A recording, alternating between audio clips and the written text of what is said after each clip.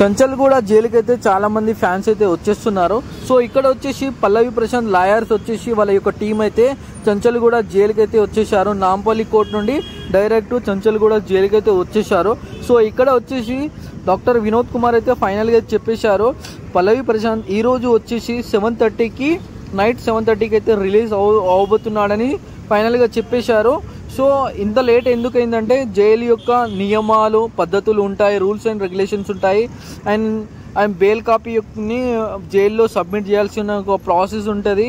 And Pallavi ప్రశాంత్కి jail యొక్క rules and పద్ధతుల ప్రకారము మంచిగా తినిపించి దాని యొక్క రూల్స్ అనేవి పాటించి బయటికి పంపిస్తారని ఇక్కడ డాక్టర్ వినోద్ కుమార్ అయితే చెప్పారు.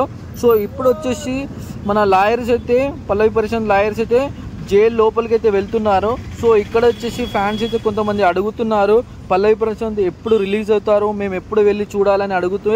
సో డాక్టర్ వినోద్ కుమార్ అయితే సో వాళ్ళకు మంచిగా చెప్తున్నారు, పల్లవి ప్రశాంత్ గురించి ఎవరు బాధపడకండి, భయపడకండి, పల్లవి ప్రశాంత్ కోసం మేము చాలా ట్రై చేస్తున్నాము, మాకు నిన్ననే బెయిల్ వచ్చేసింది, ఆ బెయిల్ తీసుకొని మేము ఇప్పుడు లోపలికి వెళ్తున్నాను, లోపలికి వెళ్ళి ఆ బెయిల్ ప్రాసెస్ అనేది లోపల అంతా కంప్లీట్ చేసి బయటికి పల్లవి ప్రశాంత్ని బయటికి తీసుకొస్తాము, ఎవరు బాధపడకండి అని చెప్పారు.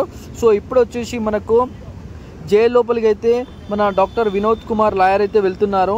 సార్ వాళ్ళ యొక్క టీం ప్రకారం అందరు రూల్స్ అండ్ రెగ్యులేషన్ అయితే పాటిస్తూ లోపలికి అయితే వెళ్తున్నారు.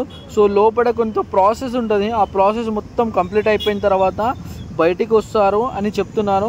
సో ఇప్పుడైతే డాక్టర్ వినోద్ కుమార్ అయితే ఫ్యాన్స్కి అయితే చెప్తున్నారు, సో మీరేం భయపడకండి, ఏం చేయకండి, పల్లవి ప్రశాంత్ని మేము బయటికి తీసుకొస్తామని చెప్తున్నారు. సో ఇప్పుడు వచ్చేసి మన డాక్టర్ వినోద్ కుమార్ లాయర్ అయితే లోపలికి వెళ్తున్నారు. వాళ్ళ యొక్క టీం అయితే కూడా లోపల పల్లవి ప్రశాంత్ బెయిల్ ప్రాసెస్ అయితే చేస్తున్నారు.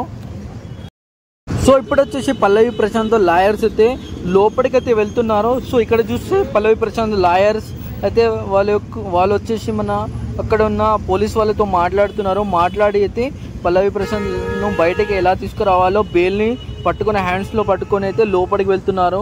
సో ఇక్కడ చూస్తే పల్లవి ప్రశాంత్ లాయర్స్ అయితే అందరు కలిసి బెయిల్ తీసుకొని లోపలికి వెళ్తున్నారు. లోపల ప్రాసెస్ మొత్తం చేపించి పల్లవి ప్రశాంత్కి 7:30కి అయితే మ్యాక్సిమం అయితే రూల్స్ అండ్ రెగ్యులేషన్ ప్రకారం జైలు యొక్క రూల్స్ అండ్ నియమాల ప్రకారం అయితే పల్లవి ప్రశాంత్కి అయితే సేఫ్గా మంచిగా హెల్దీగా అన్నీ చేపించి బయటికి విడుదల చేస్తారని చెప్తున్నారు. సో ప్రజెంట్ అయితే లాయర్స్ అయితే లోపలికి వెళ్తున్నారు.